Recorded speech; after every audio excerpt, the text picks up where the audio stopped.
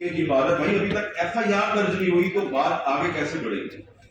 تو کیا ہمارے پاس کوئی ایسا راستہ ہے کہ ایف آئی آر بھی درج نہیں ہو رہی اور سپریم کورٹ کا چیف جسٹس جو ہے وہ بھی ایک ازخود نوٹس لے کے اور اب صرف خانہ پوری کر رہا ہے، اور جو حال ہے اس وقت عدالتوں کا وہ بھی آپ کے سامنے ہے، اور جن پر شک کیا جاتا ہے وہ ارشد شریف شہید کی والدہ نے جن لوگوں کو نامینیٹ کیا ہے ان کا بھی آپ کو پتا ہے، تو کیا ہمیں انصاف مل سکتا ہے؟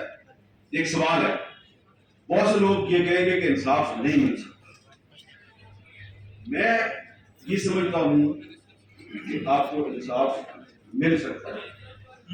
کبھی کبھی ایسا بھی ہوتا ہے کہ انصاف جو ہے وہ آپ کو ہائی کورٹ یا سپریم کورٹ سے نہیں ملتا، آپ تاریخ سے انصاف طلب کر لیتے ہیں، اور تاریخ سے انصاف طلب کرنا آپ کا حق ہے، اور جب آپ کو حق نہ ملے تو پھر حق کو چھین لینا چاہیے۔ اب آپ سوچیں گے کہ یہ ہم انصاف کیسے چھینیں؟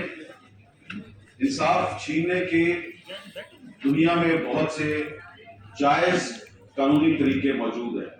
میں آپ کو ایک ایسی تجویز دینے لگا ہوں کہ اس تجویز پہ عمل کرتے ہوئے دنیا میں پچھلے 3-4 سال کے دوران بہت سے صحافی جن کو مختلف ممالک میں ان دی لائن آف ڈیوٹی ان کو قتل کر دیا گیا، تو ان کے اہل خانہ نے، ان کے ساتھیوں نے جدوجہد کی، ان کے ملک کی عدالتوں نے ان کو انصاف نہیں دیا، لیکن انہوں نے ایک ایسا راستہ اختیار کیا کہ قاتل نہ صرف بے نقاب ہوئے بلکہ ایک ساتھی نے لفظ استعمال کیا بلکہ ان کی نیمنگ بھی ہوئی اور ان کی شیمنگ بھی ہوئی۔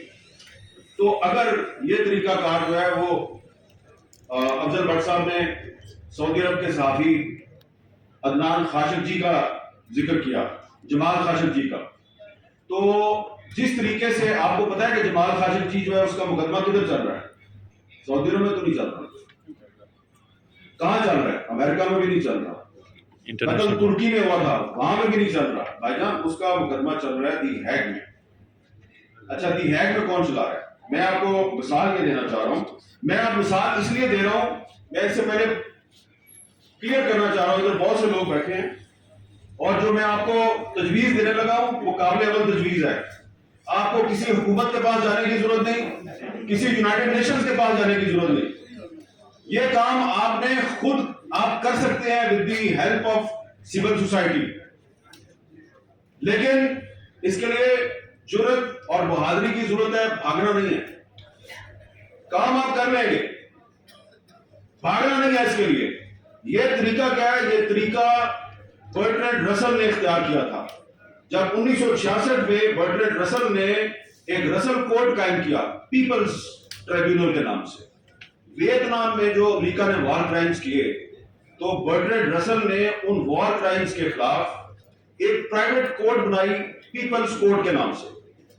اس کوڈ کا تعلق کسی حکومت سے نہیں تھا، اس کوڈ میں دنیا کے بڑے بڑے جو کانسٹیٹیوشنل ایکسپرٹ تھے، ریٹائرڈ جج تھے، پروسیکیوٹر تھے، سول سوسائٹی کے ایکٹیوسٹ تھے، ان کو بٹھایا گیا، انہوں نے باقاعدہ پروسیڈنگ کی، گواہ آئے، ان پہ جرح ہوئی، اور اس کا جو رسل کوڈ کا فیصلہ ہے اس فیصلے کے نتیجے میں امریکہ کو ویتنام میں جنگی جرائم کا مجرم قرار دیا گیا، اور جو رسل کوڈ کا جو فیصلہ تھا وہ اس کو کسی نے یہ نہیں کہا کہ جی یہ تعصب پہ مبنی فیصلہ تھا یا ہم اس کو نہیں مانتے، اور اس رسل کوڈ کے فیصلے کے بعد امریکہ ویتنام سے اپنی فوج نکالنے پر مجبور ہوا تھا۔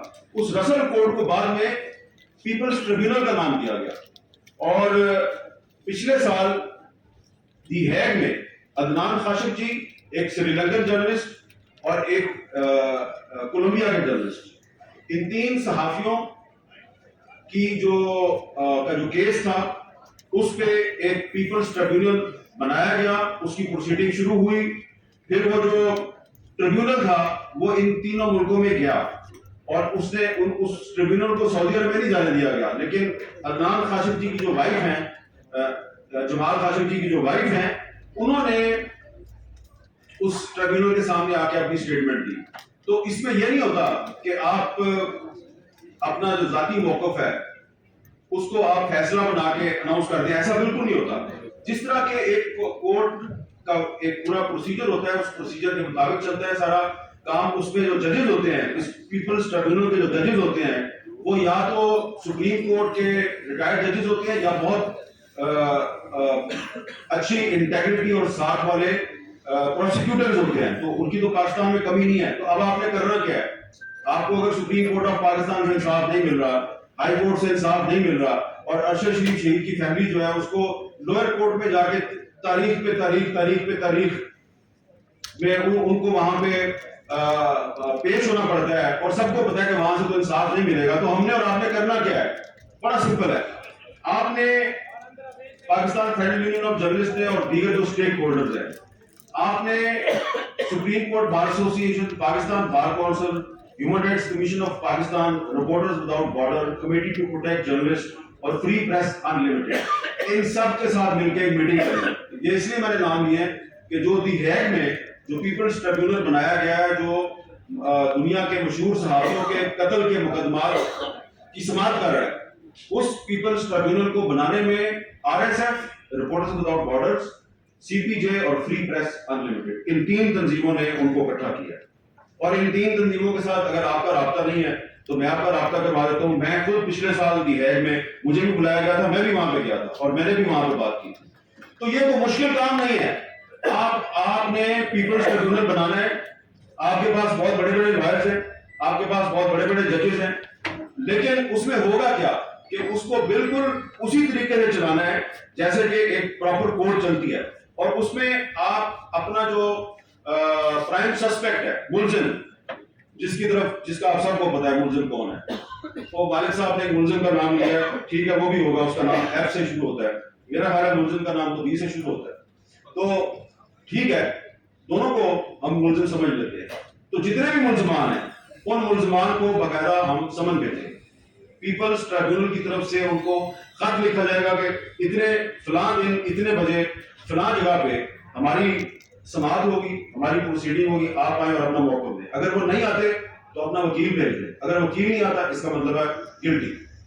تو جس طرح جو رسل کورٹ کا فیصلہ تھا، جو پیپلز ٹریبیونل تھا، اس کے فیصلے کی بنیاد پہ امریکہ جیسی ایک سپر پاور ویتنام سے اپنی فوج نکالنے پہ مجبور ہوئی تھی. تو میں سمجھتا ہوں کہ اگر آپ پاکستان میں پیپلز ٹریبیونل بنا لیں اور ارشد شریف شہید کا جو کیس ہے اس کو پراپر طریقے سے وہاں پہ آپ چلائیں، تو اس کے بعد نہ صرف ارشد شریف کو انصاف ملے گا بلکہ اس کے بعد سلیم شہزاد کو بھی انصاف ملے گا، موسیٰ خان خیل کو بھی انصاف ملے گا، اور حیات اللہ خان سمیت ان 160 میڈیا ورکرز کو بھی انصاف ملے گا کہ جن کو آج تک انصاف نہیں ملا، جس کا ذکر افضل بٹ صاحب یہاں بار بار کر رہے تھے. تو یہ کوئی مشکل کام نہیں ہے. اس کے لیے کسی حکومت کے پاس جانے کی ضرورت نہیں ہے، کسی یونائٹڈ نیشنز کے پاس جانے کی ضرورت نہیں ہے. یہ کام آپ کر سکتے ہیں. ہم حاضر ہیں آپ کا یہ کام کرنے کے لیے، لیکن اس کے لیے آپ کو صرف تھوڑی سی جرأت اور تھوڑی سی بہادری کی ضرورت ہے. بہت بہت شکریہ.